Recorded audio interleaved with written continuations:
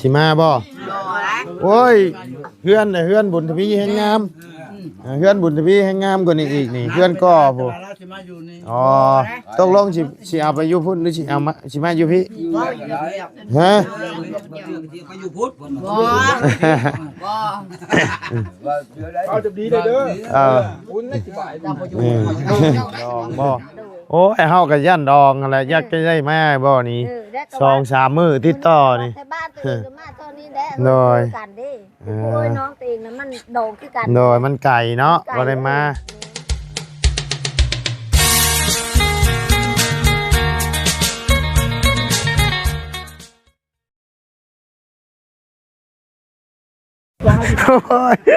เกือบไม่ได้กินเนาะ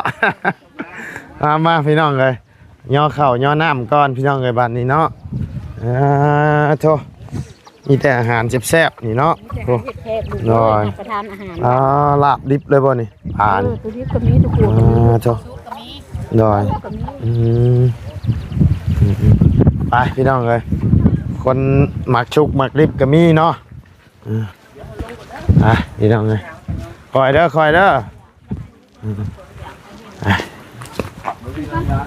ขึ้นก่อนขึ้นไปขึ้น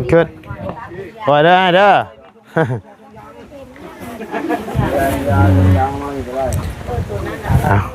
พบเจอกันอีกรอบย่อเข่าเนาะพี่น้องเลย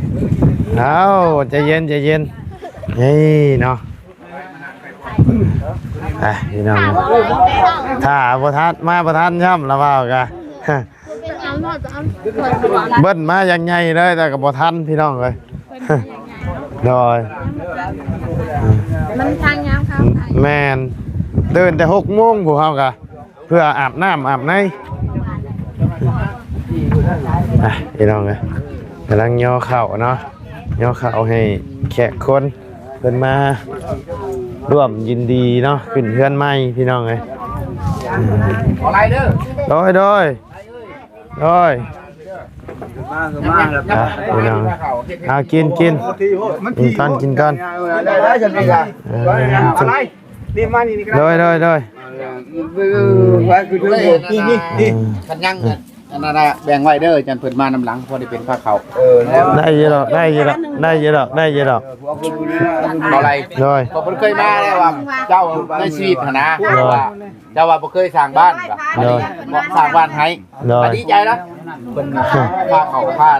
เป็นยังทุกอย่างนะดีใจอันก็มีแบบนี้แหละอยู่เขตเหนือกันนี่คือกันหมอพรเว้าเก่งแม่นบางในบางหม่องเพิ่นก็นับถือศาสตร์ในศาสนาแบบศาสนาอีหยังคิดเพิ่นก็บ่ได้เฮ็ดในนี้ขึ้นแบบเรียบง่าย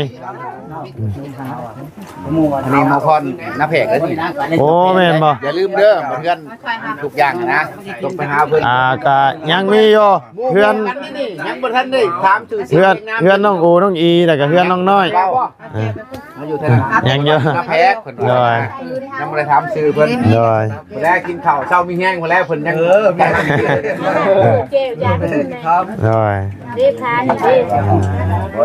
เอากินยับมาที่เฮานะเอากินเลยคือว่ามันหลายตัวนี้น้ำหวานเอาได้ครับยังไงเรือกี้เฮาอิ่มเบาไหลว่ะน้ำหวานเพิ่นน้ำหวานบ่แม่นเฮาแหบคออยู่พอแกจับให้เพิ่นนี่น้ำหวานนะจะไปกินบ่อะไรเฮาแหบคออยู่ไปอาหารมื้อละโดยเอากินประทานอาหารบัดนี้เจ้าข้าวเอาคนเลยคือรับประทานอาหารพอจังเอาเบียร์บาทมายิงโลบาทดีมึงยินเลยเด้อเบียร์บาทเบียร์มายิงโลเบียร์ก็มีบ่โอ้เนาะมายิงมันได้ได้ประเพณีเนาะประทานมากินได้มากินเข้าเลยร้อนเลยด้วยยินเบียร์ยินได้แต่ว่าตอนนี้ขออย่าพาเปิดเพลงเด้อเพราะว่ามันติดลิขสิทธิ์เพลงยาบ้านนี่นะอ๋อจะลงมาที่กับมาบุญทีนี้แม่จะด้วยลูกจะด้วย โอ้เอาเงินให้พ่อบ่ โอ้ร้อยแล้ว ได้เลยเด้ยาสูบช่องหนึง โอ้ยหิวแต่เมื่อวานมื้อชื่อเขาลีจนว่าเจ้าห้ำนั่นนี่บ่วะห้ำ คือว่าแขกคนก็มาหลายเนาะพี่น้องเอ้ยโดยพอเอากินโดยเดี๋ยวเราว่ากินน้ำดังก็ได้บ่เป็นหยัง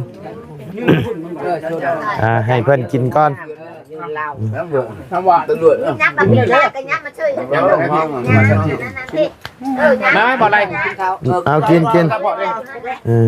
บนทีวีเป็นนางแกนั่นก็ได้จ้ะโอเค อันนี้หมูปูมาเพื่อแกง มานั่งหาคอยอยู่กันได้ ย่านบ่จัดหมูจัดปูให้อยู่เป็นเต้าเบิ่งลูกนี่เด้อจะทิ้งลูกเด้อมากิน โอ้บ่ไรเด้อบ่ขาดตั้งกล้องมาพี่น้องเอ้ยเอากินก่อน พอได้ฮะ ดอกนี่ก็ห้องลูกเด้อ กินอยู่ทางดุมก็ยังได้นี่เนาะโอ้หลายแล้วพี่น้องเอ้ยผู้ พ่อก็ thao nhá mừng lắm hết chưa làm gì đâu อีหยังอ่ะของได้ของมากผู้เฒ่าบ่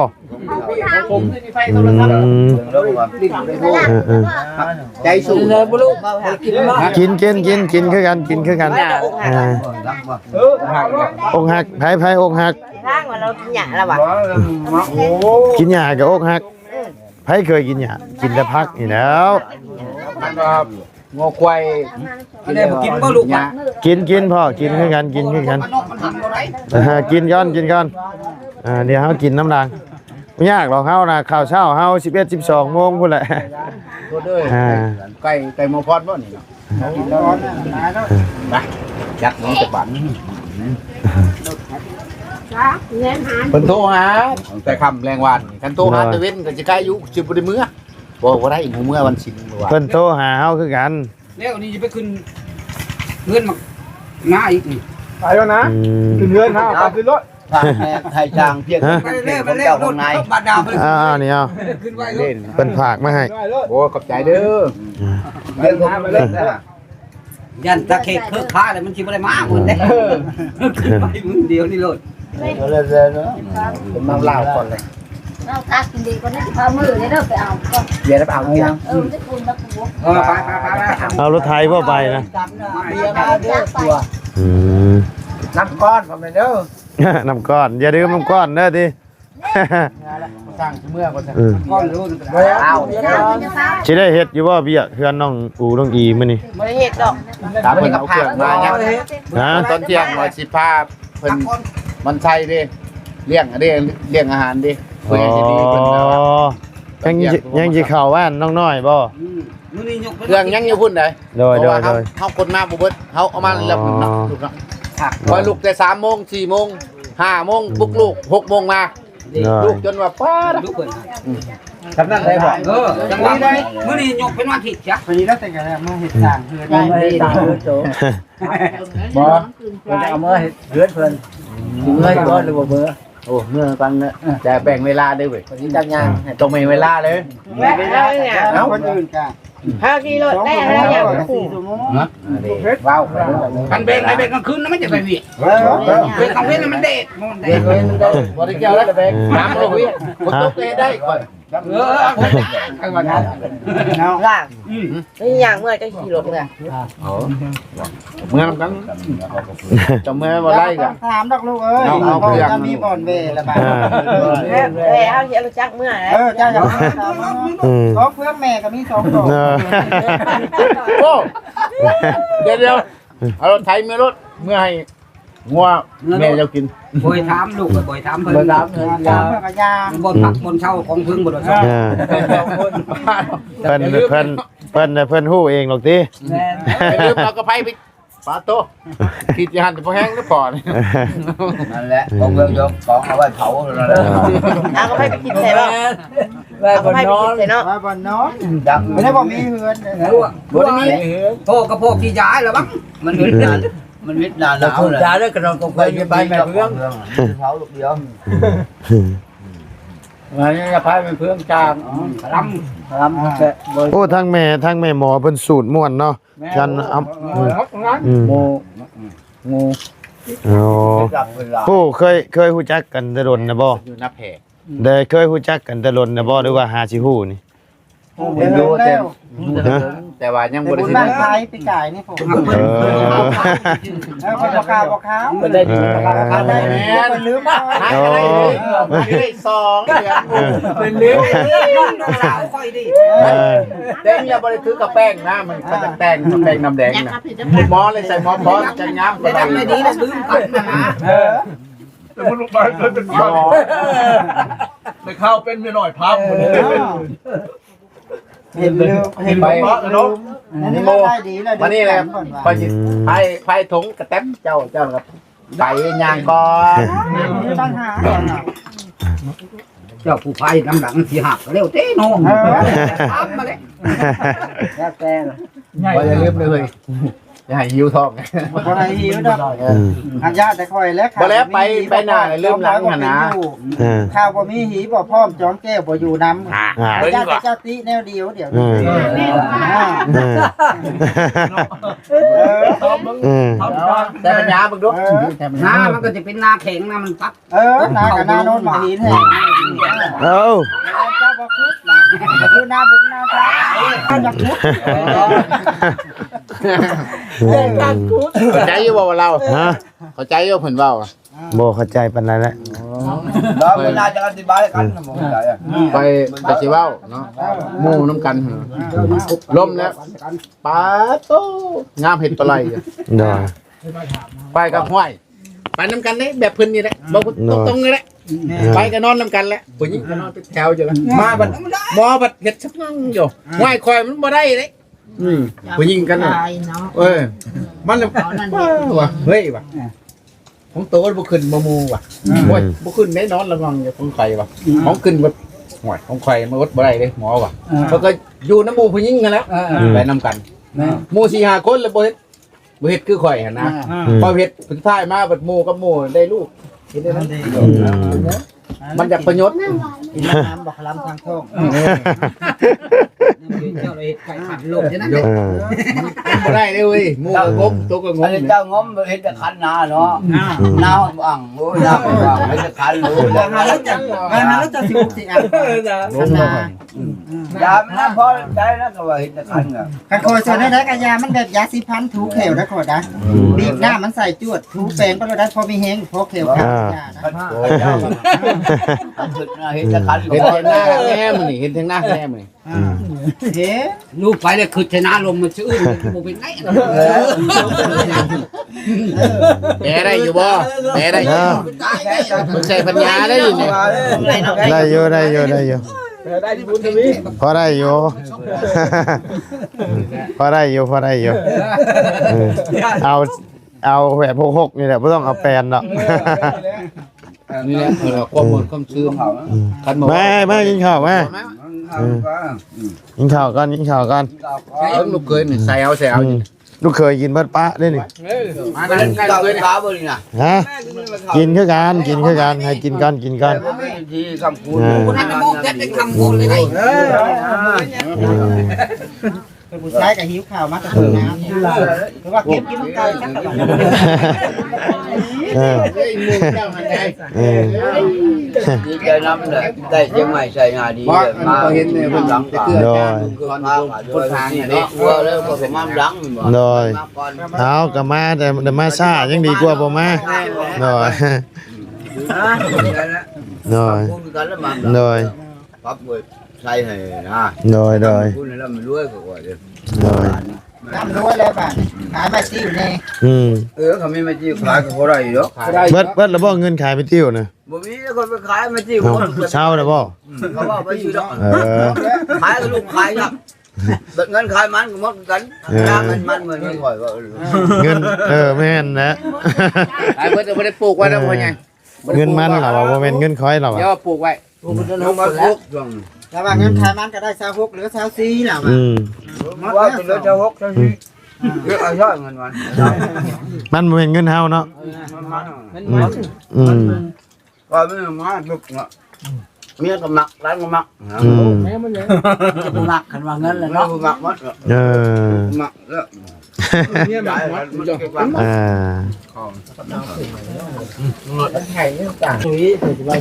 อ่า สิมาบ่ รอแล้ว โอ้ยเฮือนน่ะเฮือนบุญทวีแห่งงามเฮือนบุญทวีแห่งงามกว่านี้อีกนี่เฮือนก่อผู้ เราสิมาอยู่นี่ อ๋อตกลงสิเอาไปอยู่พุ่นหรือสิเอามาสิมาอยู่พี่ฮะ ไปอยู่พุทธ บ่บ่ เอาจะดีเลยเด้อ เออ คุณไม่สบาย เราบ่อยู่ เราจะดีได้ก็สิมาอยู่มาบายควายมึงได้เราจะดีได้ แม่ได้พอสร้างเลยเนาะ สักแน่ได้ บายควายน้อย นี่แต่พอเท่าได้ เอาบ่ได้ค่ากล้วยน้อยอยู่เพื่อได้ประสางเอ้ย เห็นบ่ โอ้ยไปแล้ววันนี้ ควายมันฮอดแล้ว โอ้ยว้าวให้ลูกให้หลานกินข้าวบ่อิ่มละบาดนี้ ไปเลยแล้ว ไปแล้วเนาะ มื้อนั้นเด้กินข้าวนํกันอยู่เฮือนน้องน้อย โดย แม่เฒ่าเพิ่นคาดกระดองเป็นแสนหมอจักอีมือต้นกระไดลงเลยโอ้ยค่อยว่าบ่เรียกทางได้ วันนี้ก็จะได้เป็นแล้วเคยพบแล้ว แม่น เด็กน้อยเพิ่นอายเด้ ไปว่าเพิ่นนาบ่จักเข้าใจกับ น้อยน้อย ว่าลิ้นเนี่ยได้ น้อย ลมกันเป็นหมูคู่ได้แต่ว่าลมห่างกันตัวจัดแล้วได้ น้อย มันบ่ได้มักได้บ่อะไร แม่น บ่แม่นข้อนี้แอบเบิดบ่แม่นว่าคนบ่แอบเด้บ่แอบแปลว่าแอบแปลว่าลูกอนาคตเจ้าสิแบบใดอยู่แบบใดกินแบบใดสมมุติว่าเจ้าสร้างครอบสร้างครัวแหละมีหยังแหน่สิมีข้าวตื่นมื้อเช้าหั่นนะ เอาชามใช่ไหม แม่ทั้งแม่หมอก็เริ่มซึมเลยเนาะ แน่นโอ้มีหมอก็ลืมซึมนะเฮ้ยบ่ว่าได้หลักมือปะโอ้ นี่แหละมันเยอะมากเพิ่งฟังบ้านหลานเคย โยว้าว ตัวนั้นพังโอ้ไปพังเนาะ อย่าเพิ่น เพิ่นยังบ่ทันอยากได้เพิ่นอยากได้เลยโอ้ย ยอ เย็นมาคือไก่เห็นบ่ไก่ ยอน้ำแล้วพี่น้องเนาะ แก้วกันนี่ เคยเป็นหลานเคยแบบพวก บรรยากาศนะเอ้าน้ำล้างมือบ่บัดนี้โอ้ เอามา น้อย กินอย่างคอยล่าง แซ่บบ่พี่ตู้แซ่บเนาะน้อย ทั้งหวานทั้งเผ็ด มาแต่บ้านไอ้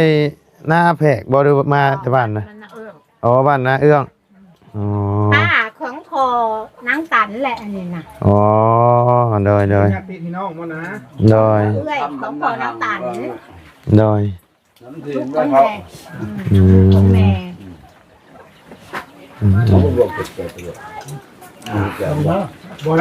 ลงมาเบิ่งงานก่อนพี่น้อง พรมานั่งมงพรหลักเมือง อ๋อเพิ่นยังไปถ่ายเบาอยู่โอ้เราบ่เมื่อง่ายดอก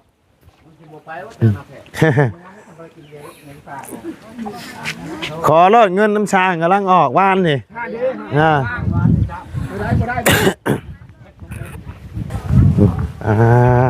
ทั้งดุมก็มีนี่เนาะทั้งดุมก็กินกันอยู่พี่น้องยังคั่วอีกบ่นี่นะ คู่อีกแล้วบอกไปบอกคู่ โอ้ยน้อยๆหนึงกันเนาะโอ้ตัวนี้น้อย น้อยๆเรามาซ้อนสาม สบายดีเด้อน้องอึงเด้อเป็นอะไรความรู้สึก ดีใจเนาะเอ้ยนะพี่น้องเมื่อแรงขึ้นไปอยู่แล้วเมื่อแรงนี่เนาะ ไปบอกเลยเนาะ มากบ่ตัวนี้มากบ่ บ่มักเลย บ่มากบ่ ก็ใกล้ เอาไว้ข้อไก่บ่ เลย มีนั่นก็มีเสาก็เกาะเป็นเฮือนครัวออกไปอีกเฮ็ดชานเฮ็ดหยังออกไป มันจังบ่เปื้อนโดยเพราะว่าพากระจาดอีหยังก็ยังอยู่เด้ ก็มาตัวนี้คือพอมันเราจะแก้มือถือ สิแค่มือเฮือนบ่ มันบ่มีตัวนั้นได้จะเสริมตัวนั้นเหรอ อ๋อโอเคครับมีแต่ว่ามื้อใดเจ้า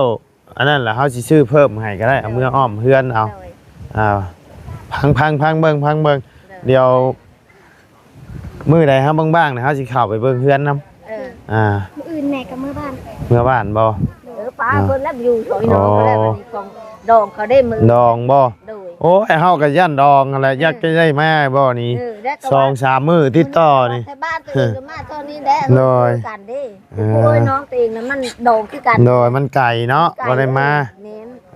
มื้อ เอา ว่ามื้อตะมื้อนี้ได้ แหละมานี่ก็จนบ่มีหมองอยู่แล้วพี่น้องเอ้ยนี่ก็ จนเต็มเพื่อนเนาะจนได้นั่งอยู่ร่มน้ำพี่น้องเอ้ย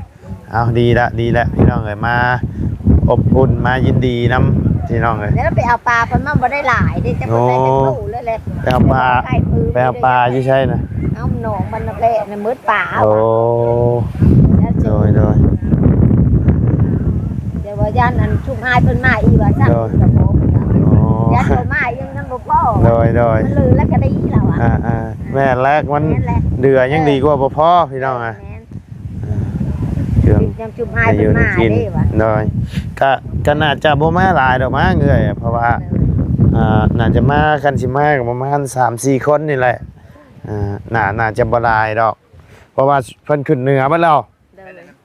เพิ่นขึ้นเหนือบัดแล้ว เพราะไอ้แก้วนะครับเพิ่นว่าว่าบ้านนี้ว่ามาผู้สาวนี่มา โดย เพิ่นขึ้นนั่นเพิ่นได้สิเพิ่นว่าว่างนะเพิ่นทั่วกันอยู่ โดย เพิ่นว่ามากก็ซอยเพิ่นแหละว่ะ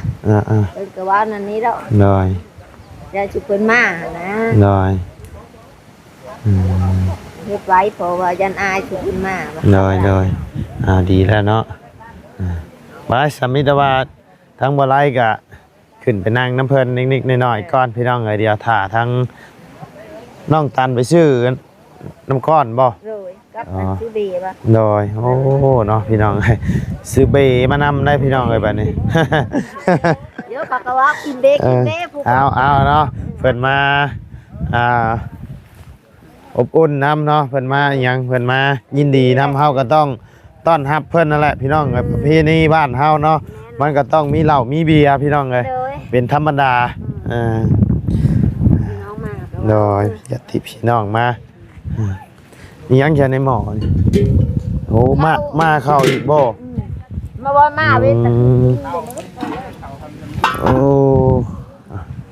ปาสับพี่น้องเลยสำหรับคลิปนี้ทั้งบอลไลก็จะได้ขอจบคลิปปิดคลิปลงไม่เพียงสำนีก่อนพี่น้องเลยพบเจอกันในคลิปหน้าเด้อพี่น้องเด้อสบายดีเด้อพี่น้องเด้อ